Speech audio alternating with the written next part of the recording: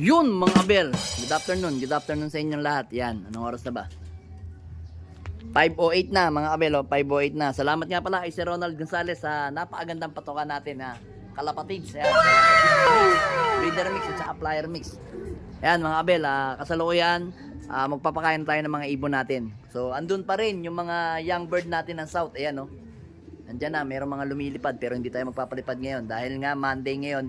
Ipapahinga natin yung mga ibon natin, mga abel. Kahit yung hindi mga alaban, nakapahinga lang sila. Pero, ito yung mga ibon natin, no? Bali, 2, 4, 6, 8, 10. 2, 4, 6, 8, 10. 11 yan, mga abel. 11.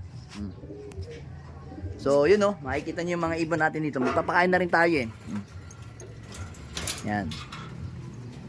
Yan yung mga ibon natin dito. Yan, no? Nakakulong. Dito, sa kabila. Ito, yung mga ibon natin, yung mga contender natin. Ayan, si Pula, si Rigor, at saka si 6'5", yun sa dulo. Di na nga umuwi sa atin si 6'4", at saka si si Maselan. Ayan, hindi sila sinuwerte sa bigan, nabigan sila. Ayan. Then yun nga mga kabelo, naka-ano pa rin tayo, prebiotic pa rin tayo mga kabel, no? Maya konti magpapakain tayo. Pero for the meantime mga kabel, meron akong meron akong gustong gawin sa paparating na summer mga kabel, oh. Gaganda, kikinis na ng mga ibon natin. Solid, oh. Gaganda na nila. Sana walang mag-fly away sa inyo, ha. Sana bigyan nyo ko ng magandang laban sa ilang club ba yan? 1, 2, 3. Tatlong club. 3 o 4 na club yan mga abel. PPCP, PRC, PUF, tsaka BBC. Tama, 4 na club nga mga abel. So yun mga abel, mag-story time muna tayo sa mga ibon natin mga abel. Kasi mayroon akong naplano o planong gagawin sa paparating na breeding natin ng summer. So unahin nga natin muna unahin muna natin tong si Pastel. Ayan, Pastel na blue bar. Ayan, oh. Kita nyo magandang kondisyon na niya. Ayan, konting kembot pa. Ayan, konting kembot pa mga abel. Ayan, oh. Ayan, magagamit na natin yan. Pero ito last week ng June, pwede na natin itong isalang. Ayan, no? Ayan, no? Kondisyon na yung katawan niya. Ito, ang plano ko ditong ipares is ito, mga abel. Si Luis natin, ayan. Luis Vandenbroek natin. Ayan. Ganda. Gandang ibon. Ayan, hen. Bale, ito, going to 8 months na. Kaya, isasalang na natin to. Kaya ko sila isasalang ng last week ng June. Dahil nga, ito, dumalaga pa lang. Yung unang egg niya, itatapon ko lang.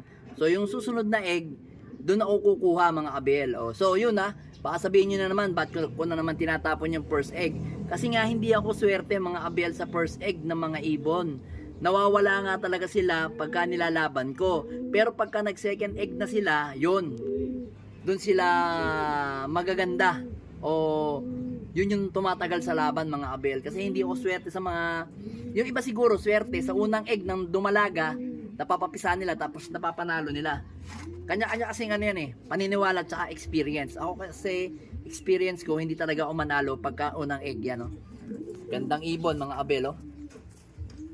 Yan. So tingin ko, sa palagay ko, pag ito pinaris natin kay Pastel natin na blue bar,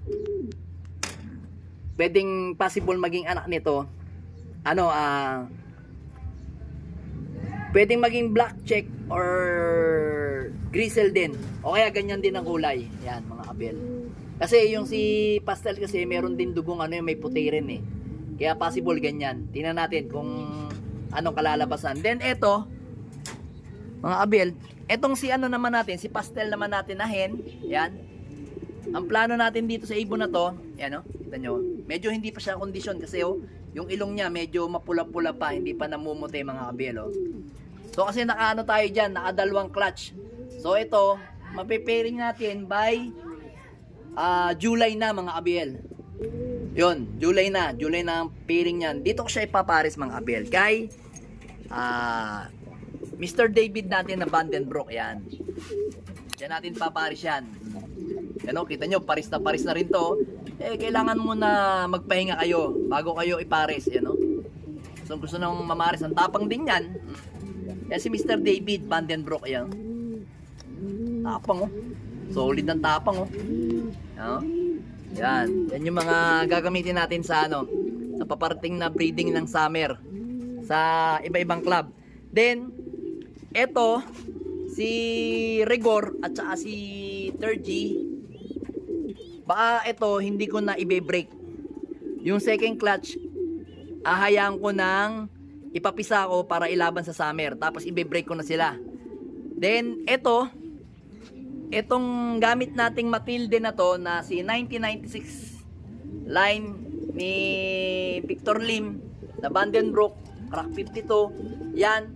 At saka itong Matilde na to, to si 525, oh, yan na Matilde, sila yung pagpaparisin natin o sila yung pagbabanggain natin sa paparating na summer by July, August ang pairing nila mga abel. Pagpapahingayin ko, tatapusin ko lang yung breeding nila. Then yung si ano naman, itong si Miss Peter at saka yung tatay niyang si Peter B, pagpaparisin ko mga abel. Gagawa lang muna ako ng F1 mga abel. Magi-inbreed ako, F1. Lahi nilang dalawa. So, pang-stock nga ang gagawin ko dyan mga abel. Stock ang gagawin ko dito. Yun nga lang ang mga gagamitin natin mga abel. Then, sino pa ba yung plano kong ano? So kasi, meron akong paparating na Anson Ong mga abel. So, itong si Juanang yan, at saka sino ba? At saka ito si Email, hinihiram sa akin. Hinihiram sa akin ni paring Joey. So ngayon, sabi ko, pre, kailangan ko ng kak. Eh meron siyang finisher ng kalbayog. Na kasabayan kong naglipad ng BBC. Yung sa kanya nakauwi kaso walang singsing. Sabi ko, pare, yan. Mas na sa mga ibong ko yung Anson Ong. Kasi yung binigay mo sa aking Anson Ong namatay. So yun nga, nagkasundo kami, papahiram ko sa kanya yan si Email, tsaka itong si Juana, tapos papahiramin niya naman ako ng kak. Yan. Yan yung mga ano natin. Tapos ipe-pairing natin yon. Pinag-iisipan ko kung dito kay Maselan or dito na kay 3G. Yan, yung 3G, anak ito ni 3G. 3G tapos may pasok na stitch. Baka dito ko ipasok siguro mga abel. Hindi na dito kay Maselan, dito na. Yan, dito ko ipapasok mga abel. So, mawawalan ng pares dito is eto, si Jansen Arandok at saka itong si Maselan. Yan.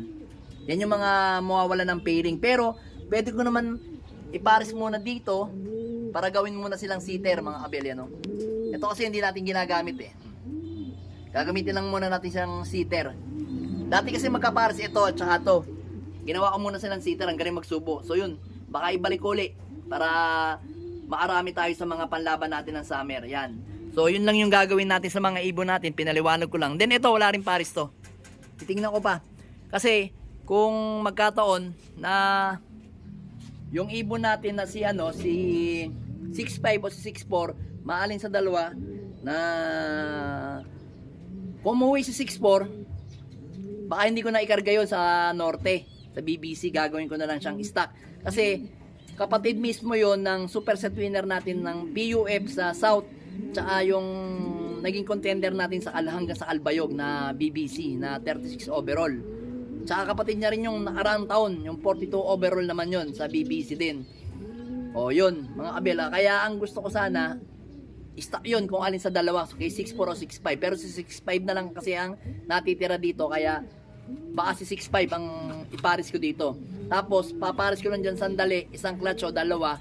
Tapos South ilalaban ko na uli siya sa sa karera mga abel. O siguro gawin ko na rin stock bird para meron akong lahi ni ni Miss Peter at saka ni Mr. David. Yan. Tapos iano ko na lang, iikot ko na lang ulit sa mga ibang ibon ko dito mga abel. Yan, ang ganda ng ibon na anak ni ni 3G at saka ni Rigor, oh. Tignan nyo, ang ganda. Ayun, yung isa, oh. Gandang ipon yun, oh. May kidlat. Ito, wala. Oh, dark check, ang ganda. Mara dito sa tatay, oh, mga kabel, oh. Ganyan, oh. Sana lang maganda yung performance nila. Hindi ko pa ito nababaksin, mga kabel. Yan. Kasi hinihintay kong lumaki to, mga kabel. Pag medyo malaki na tong sisyong nito, sasabay ko na yung i-vaccine. Yan. Tsaka yun. At saka yun. Ito, mapipisa na to. Baka bukas, mapisa na to. Yan. Kaya hindi pa ako nagbabaksin para pag binaksin ko, sabay-sabay na sila. Total, huling breed ko na yan ng South, mga kabel. Bago ito. Tsaka ako na to sasabay sa mga to. Wala pa naman egg to. Ito, pahabol lang natin to sa South. Testing lang natin yung lahi ni Mr. David at saka ni African Black Eagle. Ayan. Abangan natin kung anong gagawin nila o yung magiging anak nila kung anong gagawin performance sa paparating na South. Alright. Let's go!